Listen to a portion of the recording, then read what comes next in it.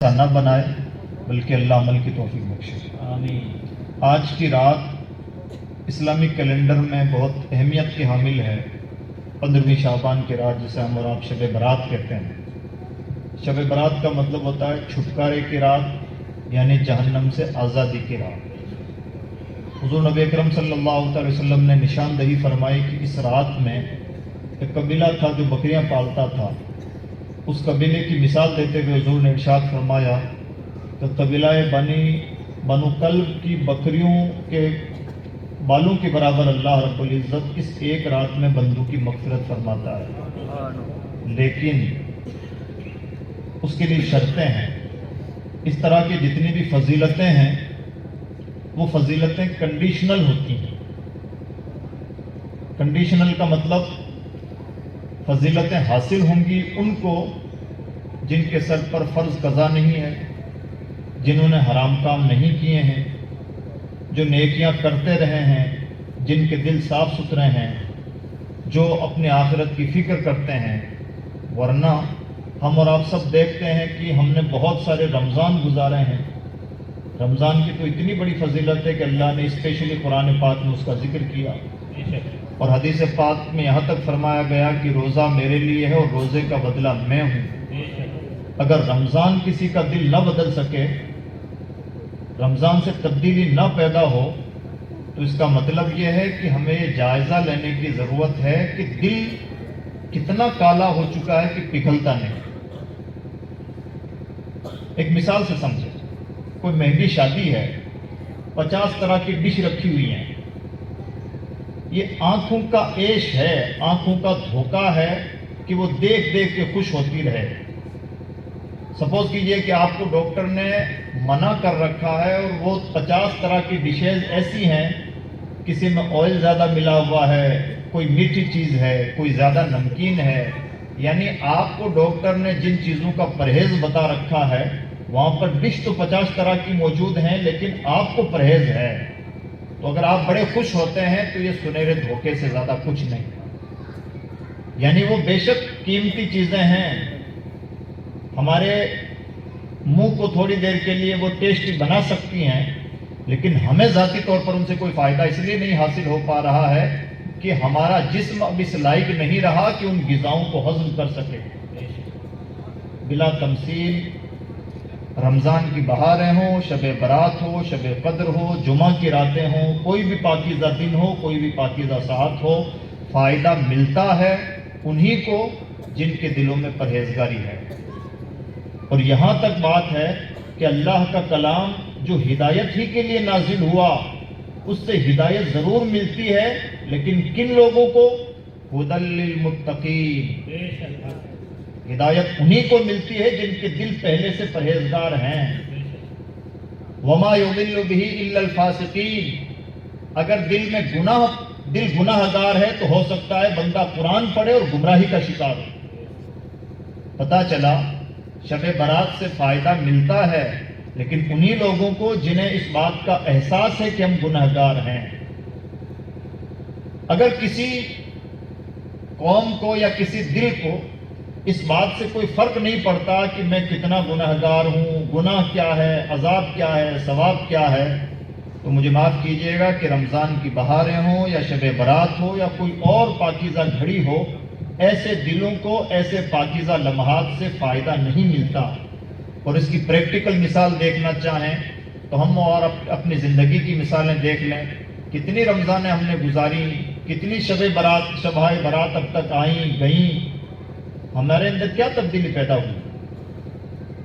کئی بار ایسا ہوتا ہے کہ انسان حج کر کے چلا آتا ہے، کوئی تبدیلی نہیں آتی، نہ جھوٹ کی عادتیں چھوٹتی ہیں، نہ خیانتوں سے باز آتا ہے۔ یہ تبدیلیاں نہ ہونا اس بات کی نشانی ہے کہ دل اتنا میلا کچیلا ہو چکا ہے کہ اب اس کو صاف کرنے کے لیے کوئی اسپیشل انتظام کرنا ہوگا۔ اور عزیز دوستو، قرآن پاک کے مطابق ہمیں دل کی صفائی پر سب سے زیادہ توجہ دینے کی ضرورت ہے، اس لیے کہ کامیابی کا راستہ اور ناکامی کا راستہ دل سے طے ہوتا ہے۔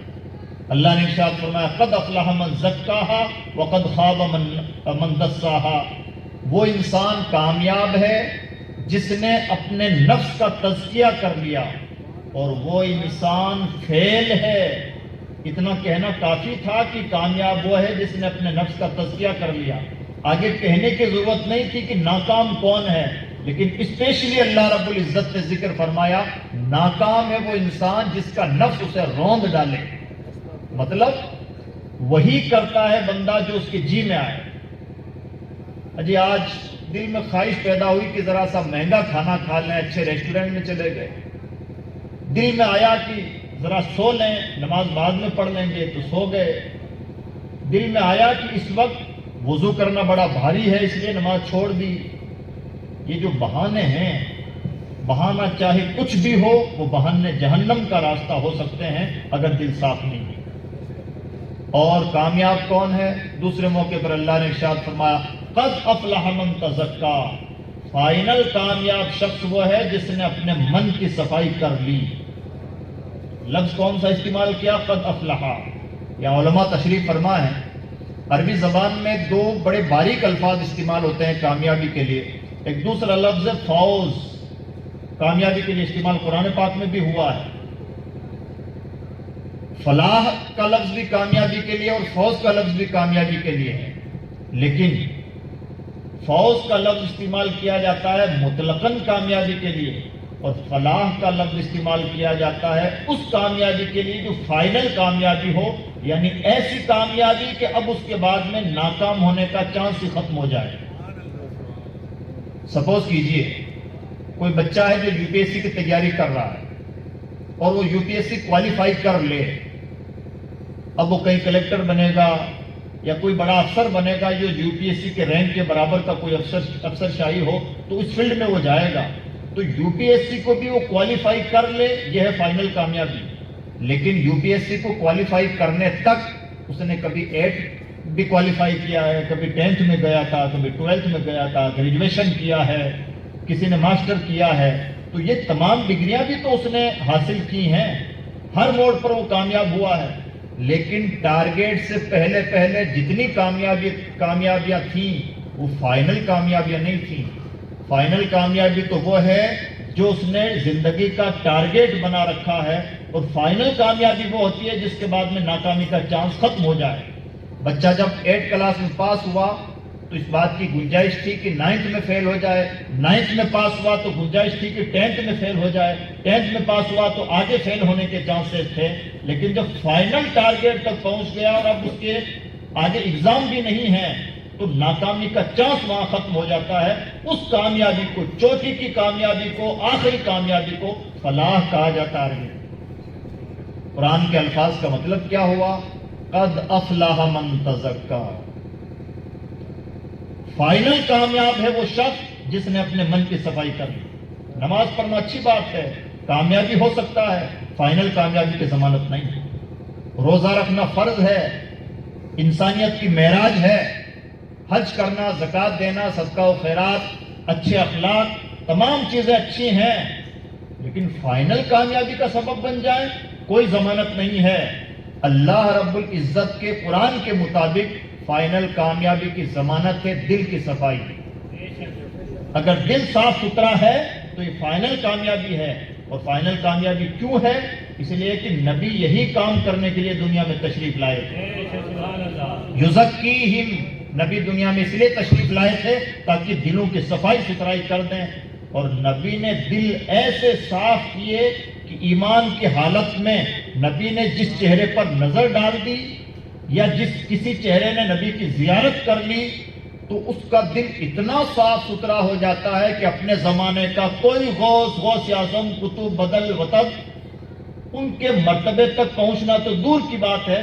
حدیث پاک کے مطابق میرا ایک صحابی مٹھی بھر جو خیرات کرے اور تم احد پہاڑ کے برابر سونا خیرات کرو تو صحابی کے برابری نہیں ہو سکتی۔ سبحان اللہ۔ موازنہ یہ ہے ہی نہیں کہ کون مٹھی پر خیرات کر رہا ہے اور کون احد پہاڑ کے برابر خیرات کر رہا ہے۔ بات تو یہ ہے کہ صحابی کا دل کتنا پاکیزہ ہے، نبی کے صدقے میں ان کے دلوں کا تزکیہ کتنا قیمتی ہے۔ سبحان اللہ۔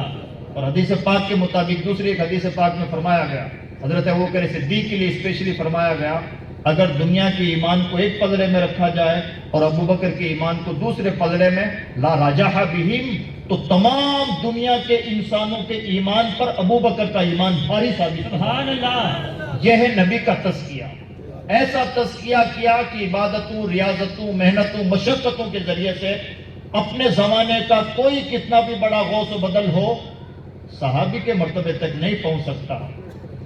تو یہ کام نبی نے کیا، اور یہی نبوی کام ہے۔ جو لوگ یہ نبوی کام کر لیتے ہیں فائنل کامیاب ہیں، اور اس سے پہلے اللہ قبول فرما لے، اس کی مہربانی، ضمانت کچھ نہیں ہے۔ دل کی صفائی کامیابی کی ضمانت ہے، اور یہ مولوی کی بولی نہیں ہے، اللہ کا کلام کہتا ہے۔ اس سے پہلے جو راستے ہیں کامیابی کے راستے ہو سکتے ہیں، فائنل کامیابی کے راستے ہوں، کوئی گارنٹی نہیں ہے۔ اب عزیز دوستو، یہ ایک بات میں نے کہی۔ دوسری بات، سوال یہ پیدا ہوتا ہے کہ یہ راستہ حاصل کیسے کریں؟ بہت سارے طریقے ہیں۔ قرآن کا کمال یہ ہے، اور اللہ ہمیں توفیق دے کہ ہم قرآن سے دل لگائیں، اللہ توفیق دے۔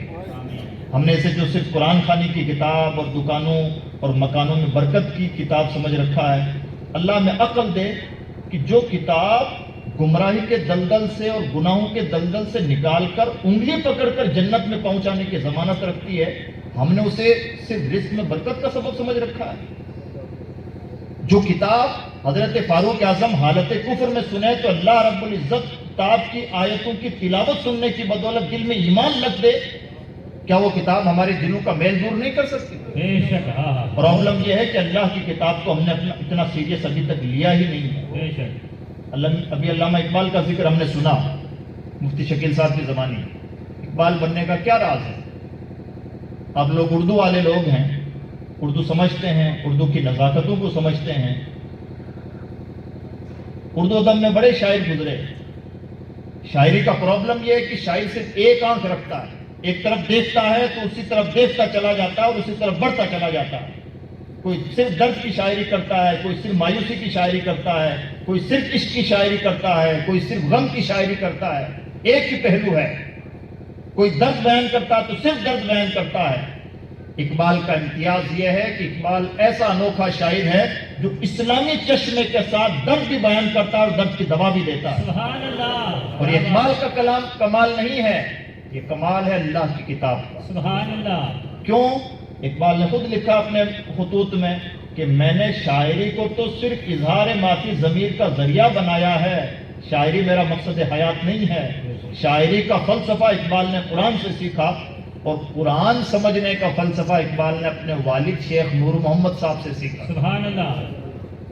اقبال کے والد نے اقبال کو بڑی قیمتی نصیحت کی، اور وہی بات میں آپ کے سامنے ریپیٹ کرنا چاہوں گا۔ نصیحت والے لوگ ہم نہیں ہیں، لیکن اقبال کے والد نے جو نصیحت اقبال کو کی تھی، اس بات کو گانٹھ باندھ کے رکھیں، انشاءاللہ زندگی میں بڑا انقلاب برپا ہو سکتا ہے۔ وہ کیا ہے؟ اقبال کے باپ نے کبھی بڑے بوڑھے کوئی بڑی قیمتی باتیں کہہ جاتے ہیں، اللہ ہمیں توفیق عطا فرمائے کہ ہم سونا پیتل میں فرق کرنا سیکھ جائیں اور باذوق بنیں۔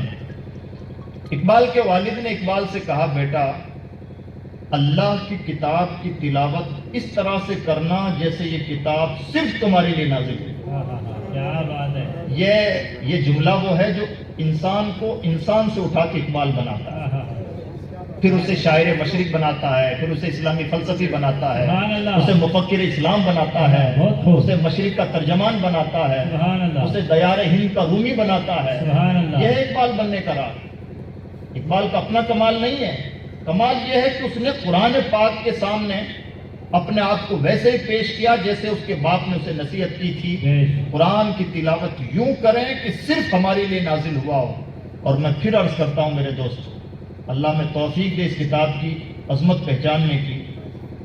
اس کتاب کو کبھی اس نظر سے پڑھنا شروع کریں، میرے رب میری قسمت کی میرے گناہ گار ہاتھوں میں تیری کتاب موجود ہے۔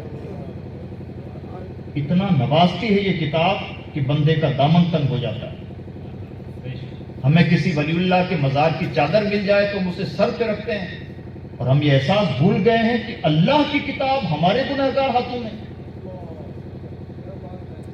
کسی بڑے بزرگ کا تبرک پیا ہوا پانی، جھوٹا پانی مل جائے تو کہتے ہیں ہمیں پیر صاحب کا تبرک مل گیا۔ یہ کبھی نہ سوچا کہ وہ کتاب جس کی جلالت کا عالم یہ ہے کہ پہاڑ پہ نازل کی جاتی تو پہاڑ ریزہ ریزہ ہو جاتا سبحان اللہ